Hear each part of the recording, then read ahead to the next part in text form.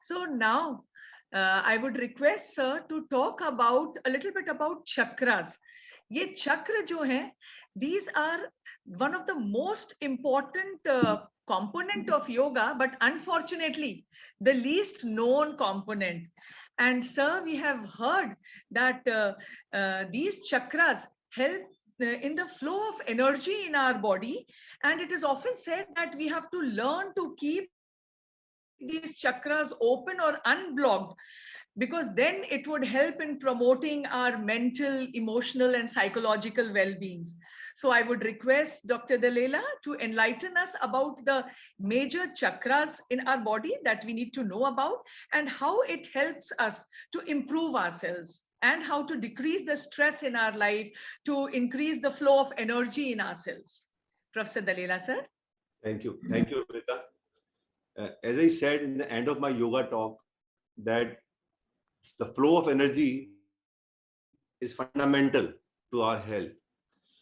And our rishis knew this long time back, and they described this diagram that there are about 72,000 nadis in our body. They named every single nadi in our body in that time. Can you believe this? This is not anatomy. Anatomy did not exist that time. Leonardo da Vinci did not exist that time. Nobody dissected human body.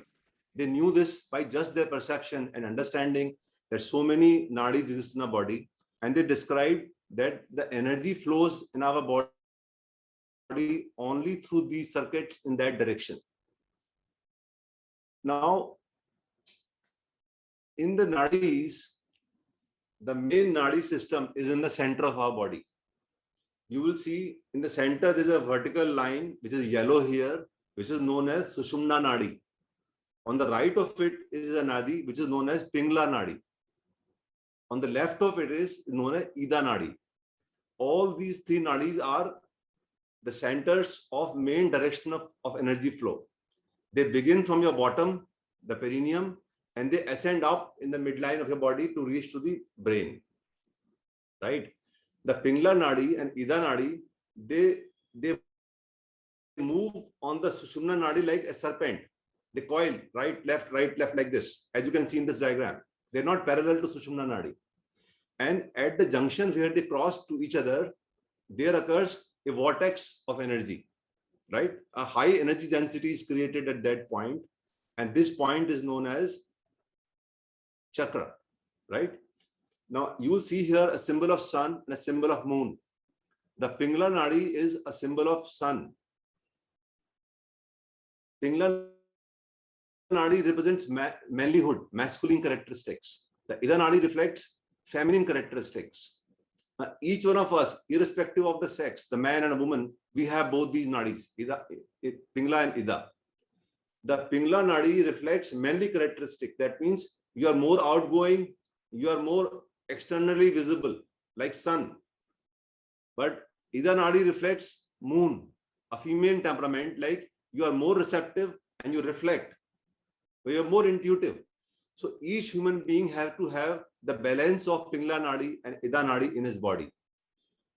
Now, as I said, at the places where these three nadis intersect, in form of triangle, these energies cross exchange and you get a vortex of energy. But then they are known as chakras. So chakras are not physically round structures. They are called chakras because the wheel represents a set of motion which is frictionless. It can move fast and it can go on moving. That's why they use the word chakra here. It does not exist like chakra. The crossing of nadi is like a triangle, right? And mind you, these nadis are not anatomical structures. If you cut the human body, you will not find any of these. They are just concepts. They are just beliefs that energy flows in that direction. Now, there are about 114 chakras in the human body. 112 are inside, but 2 are outside the body. Out of these 112, the 7 are lying in the center at the intersection of Pingla, Ida, and Sushumna Nadis. Now, these 7 chakras are known like this. They are represented in the back like this, but actually actually they should be represented in front. Now each chakra has its color, as you can see here. And I'll explain to you these chakras one by one. Before I explain to you these chakras, let me tell you that the position of these chakras is similar to the arrangement of endocrinal system in our body. The root chakras, the pancreas, the adrenal, the thymus, the thyroid, the pituitary. So the chakras actually probably have endocrine basis also.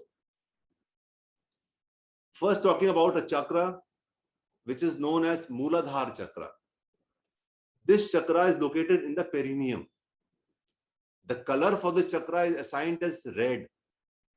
And symbol wise, it has 4 petals. What this Mooladhara chakra does? This chakra is related to our survival instincts.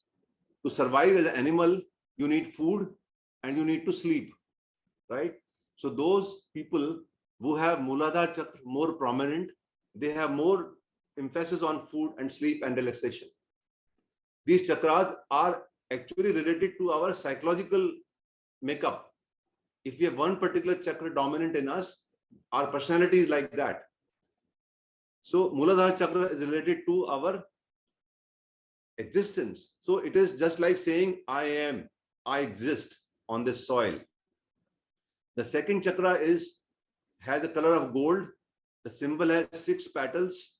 It is known as Swadhisthana chakra. It is located as just above the pubic symphysis. Swadhisthana chakra, as the name shows, Swadhisthana means it is reflecting pleasure. So this chakra, whenever dominant, the person is more inclined towards pleasureful activity in his life. He likes to eat night, involve himself in sexual activity, sensuality, and this is what is the role of Swadhisthana chakra. So it gives you that I can feel, right? The dominance of Swadhisthana chakra will give you a feeling of enjoyment and pleasure. The third chakra is a color of yellow, and this is Manipur chakra. Manipur chakra is known as solar plexus, radiates yellow energy. It is located right just below the level of umbilicus. Now it reflects the power of working in you, the courage, the determination, the clarity of thinking. You want to work whenever you are in a meeting. By a sheer presence, you overpower people. Your confidence is seen in your eyes. Your determination is reflected in your speech. Your grit is visible in your body. So such is the beauty of Manipura chakra, and that's why it's called I do. Then there's a 4th chakra, which is known as Anahata chakra. It is located in the area of epigastrium, just below the rib cage, and it reflects in people a special temperament. When it comes to receiving from outside world, these people can receive an amount of criticism without being disturbed. You do whatever you want to do to them, they will not be disturbed. But when it comes to giving to the world, they are highly creative people.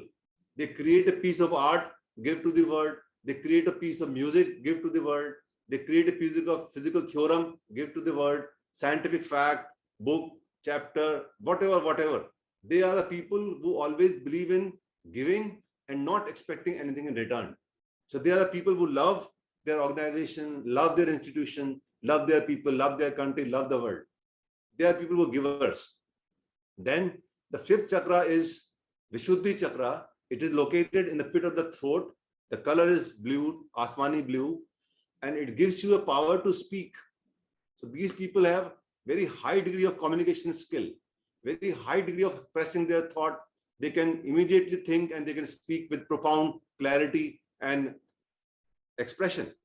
And when I say of Vishuddhi chakra, I cannot think of a person better than our Prime Minister Modi ji. Whenever he's speaking, you have no option but to listen to him. That is what is prominence of Vishuddhi chakra, I talk. Then above that is another chakra, which is third eye chakra, located in the center of eyebrow. It is known as Agna chakra. The color is indigo blue. Now these people are highly knowledgeable by their personality. And the beautiful trait is their extreme degree of intuition. They can sense what is going to happen. They can tell you upfront that this will be the conclusion of this meeting. They can tell you 5 days later, this will happen in this group of people. And then from their own imagination, they can build ideas after ideas. And every day they can throw up challenging ideas to you to develop your word and to develop yourself. So such are the people who have the Agna Chakra dominant in you. So they can see the world from third eye. That is why the name I see. Then finally is a chakra which is not in our body. It is above our vertex. It is outside our head. And this is Sahasrara. And this gives you a spiritual, it is the top of the spiritual alignment.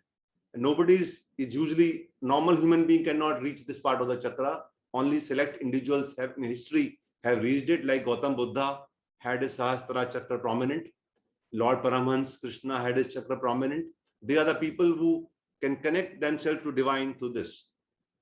So if you see these 7 chakras, what they are doing, there is a flow of energy from bottom to top in them in particular direction. And if you see lower 3 chakras, the lower 3 chakras give you qualities for your self-preservation as an individual on earth. So they are more earthly related. They put you on the earth, on the ground as man.